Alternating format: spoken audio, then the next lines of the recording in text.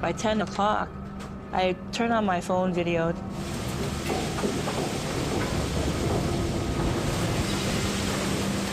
Anything that's not secured is starting to come undone.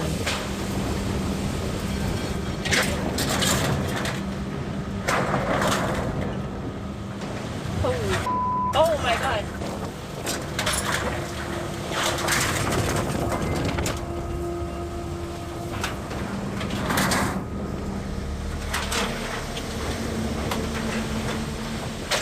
And I'm thinking, what the hell is happening? This is just really getting out of hand.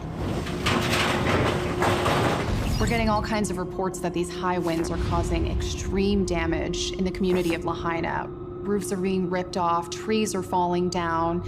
It's just total chaos.